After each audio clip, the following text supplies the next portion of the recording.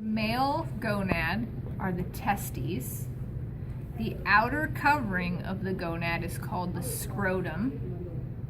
The comma-shaped organ that lies over the back of the testes is called the epididymis. The tube that leaves the epididymis and then gets cut off, so I'm going to switch models, here's your epididymis, comes up from the epididymis, covered in blood vessels, comes around the pelvic bone, beside the bladder, runs down beneath the bladder into this round organ, which is called the prostate gland, joins into the urethra through the prostate gland. So if we switch back to this one, it's joining in. Okay. So prostate gland, you've got your urinary bladder, prostatic urethra leading down through the prostate gland, becoming the penile urethra, where it comes out through the penis.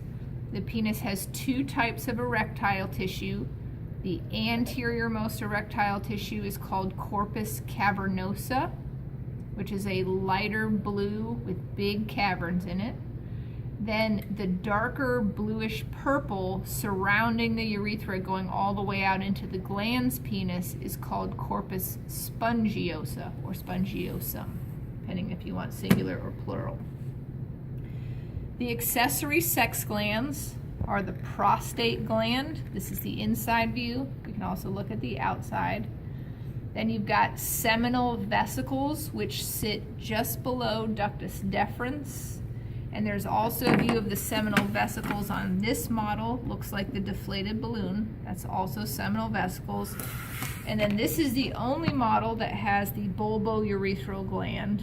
Looks like a black teardrop in the urogenital diaphragm. Those are the accessory sex glands. So that's the male. You guys want to stop and start a new one for the female, or just keep going? All right, keeping going on the female. All right, this pouch sitting above the urinary bladder is the uterus.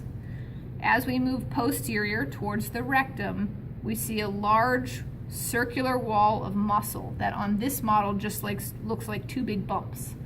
That's the cervix. It protects the sterile uterus from the non-sterile vagina. The vagina is a tube that leads from the cervix to the outside of the body. The very anterior part of the uterus is called the fundus. So I usually put the sticker out there. This yellow circle that looks like it has little pustules on it, that's the ovary. Then we see this kind of pink structure slumped over the top of the ovary. That is two things. It's a structure and an area. The structure are the fimbriae. The area is the infundibulum. It's a part of the uterine tube. Uterine tube leads back to the uterus. The part closest to the ovary is called the ampulla. The part closest to the uterus is called the isthmus. So we've got fimbriae, infundibulum, ampulla, isthmus. Anchoring the ovary to the uterus, it also looks like a tube, but it's a ligament. It's the ovarian ligament. The round ligament goes from the fundus of the uterus anterior to the pubic bone, which would be out here. And then the third ligament is a huge sling or hammock of muscle that holds the uterus in the pelvic cavity, and it's called the broad ligament.